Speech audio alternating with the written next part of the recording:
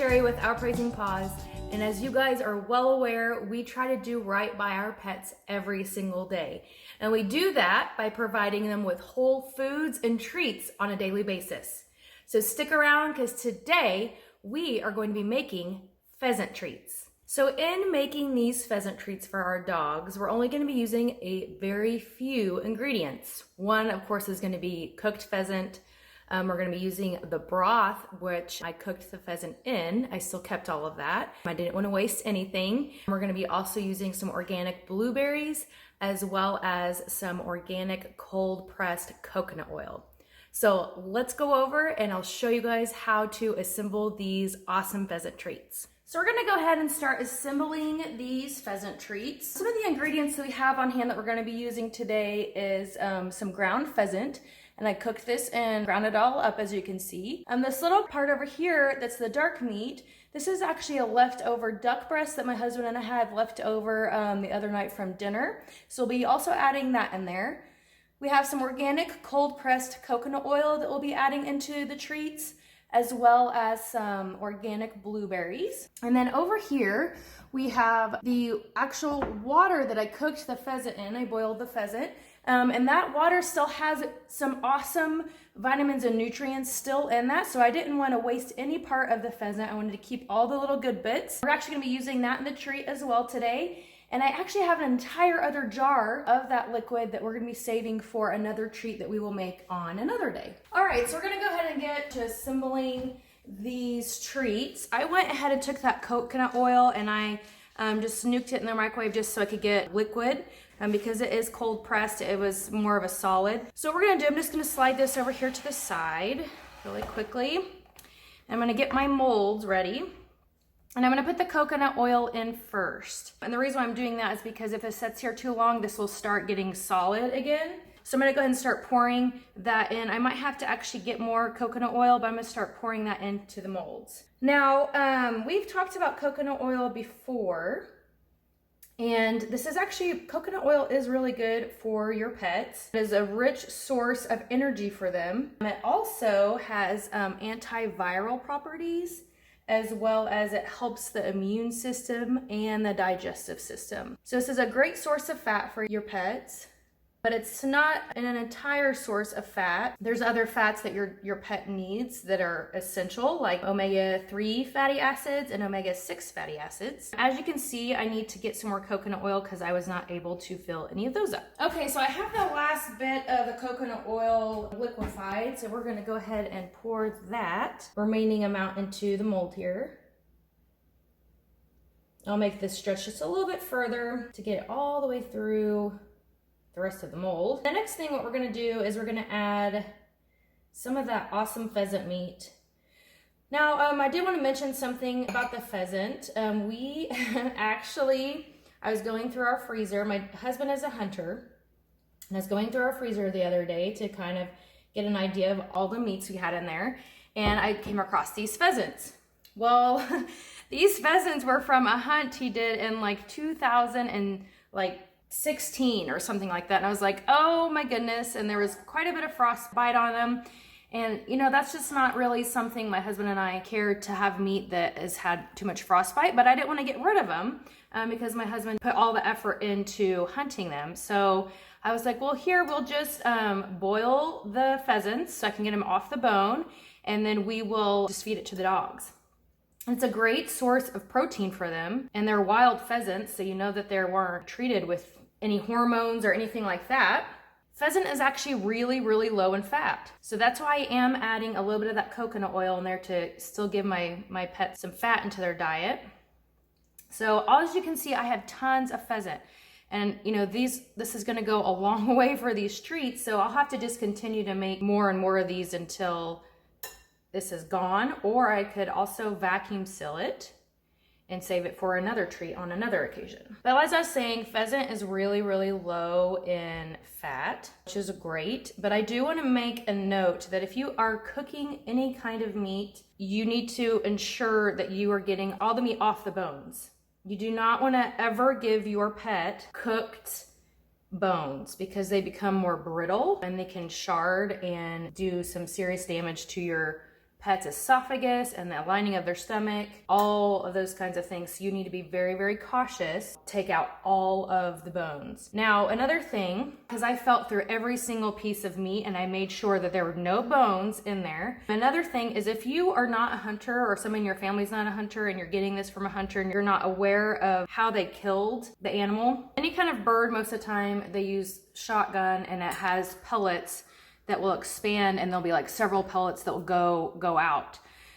So they're almost like in a shotgun shell, there's like almost what it looks like a BB. So anytime that you are processing any kind of game meat that somebody has hunted, you need to, and if you have a family member that is a hunter, you might already be aware of this, but you need to be making sure that you fill the skin for any BBs or anything like that that may be still in the bird. My husband does a really good job of filling for that, but I still like to double check and make sure that there's none hiding deep in the tissue. And I actually found one BB. Another thing I wanted to say about pheasants is that their bones in their legs are very tiny.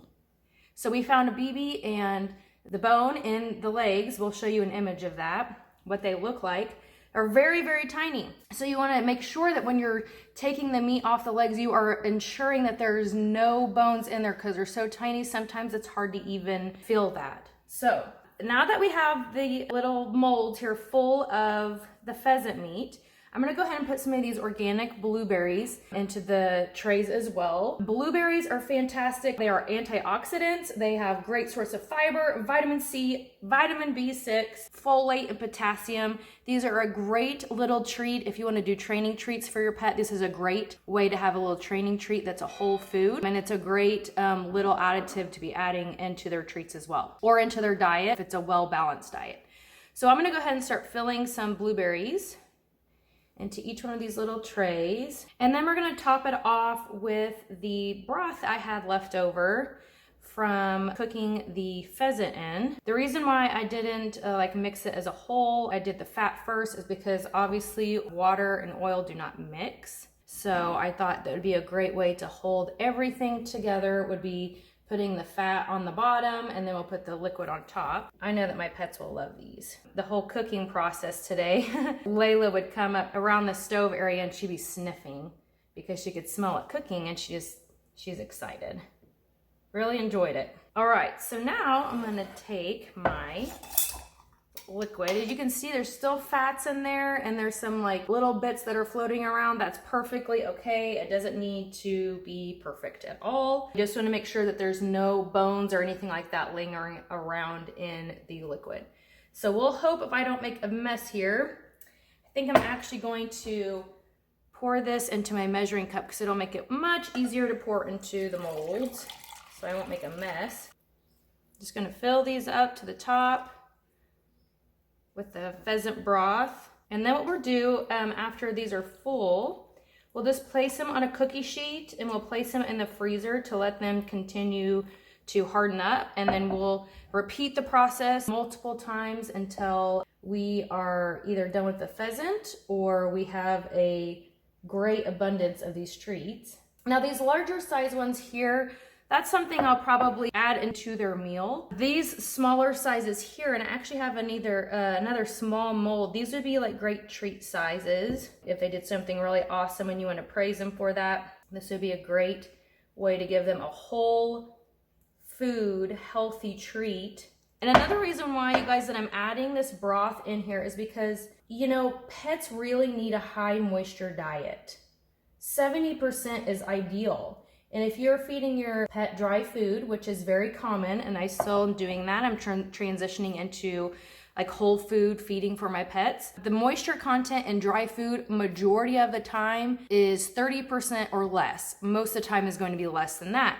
So by adding broths like this or water to the treats or into your dog's kibble in the evening is a great way to be adding moisture back into their diet. So I'm gonna step away. I'm gonna get a cookie sheet to put these on. So what I'm gonna do now is I'm going to take this cookie sheet, I'm gonna place it in the freezer and let these harden up. So I went ahead and pulled out my other mold. This is another small mold that I have. It's actually just an ice cube mold, and it has like that little rubber so it's easy to push out.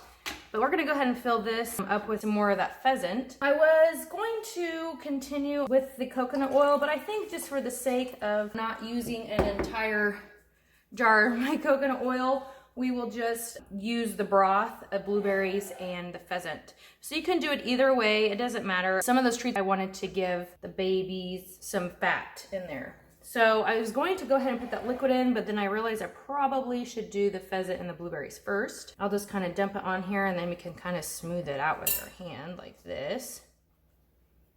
And as you guys can see, I'm probably gonna still have a whole lot of pheasant left over, so I will just continue to make these. I don't have enough molds, unfortunately, to do it all in one setting. That's okay. I'll just keep coming back and then I will vacuum seal the rest of these in a bag and use them on another time. Put some blueberries in each one of these, maybe like 2. You guys, this is a great way if you're kind of apprehensive about switching your pet to a whole food diet, raw food, that kind of thing. This is a great way to get yourself kind of familiar with it and give them those whole nutrients that they really need and that they're not getting from processed kibble. You know, this is a great way to start adding stuff like this into their diet. And my babies love it. And I'm sure your babies would love it too. All right, go ahead and start pouring some more of this broth in there.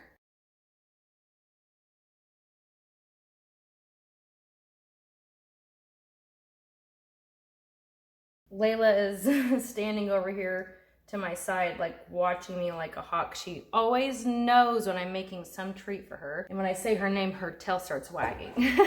All right, so I'm gonna go ahead and put this tray on top of the other one in the freezer and let these set up as well. I did want to point one more thing out, you guys, and I want to be very clear. This treat that we made is not meant for a meal for your pet. I want to make that very clear. These are just treats. They're going to be things I'm adding to my pet's diet that they already have. There's some things that are going to be lacking in these treats that we're making. Things like additional vitamins and minerals, some fatty acids, and bone replacement, things like that that are very, very essential to the whole health of your pet whenever you're feeding them. So just giving them little things like the blueberries and the pheasant, they are great treats and additives to be adding to your dog's food, but it's not complete. And I just want to make that very clear because I don't want any of your pets being harmed and thinking that you could just give them these ingredients and it can be their whole diet, because there's going to be a lot of things, if you were to do that, that are lacking in the overall recipe that are very, very important and essential to the overall health of your pet. So I just wanted to remind you guys that this is really just a treat or an additive to be adding to your pet's food that you are already giving them, that is a complete whole diet.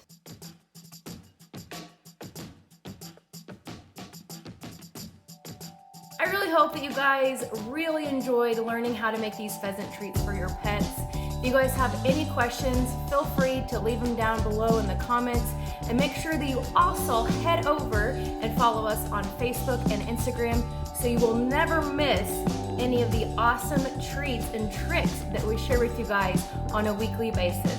Thank you guys so much for watching, and we'll see you in the next one. Bye.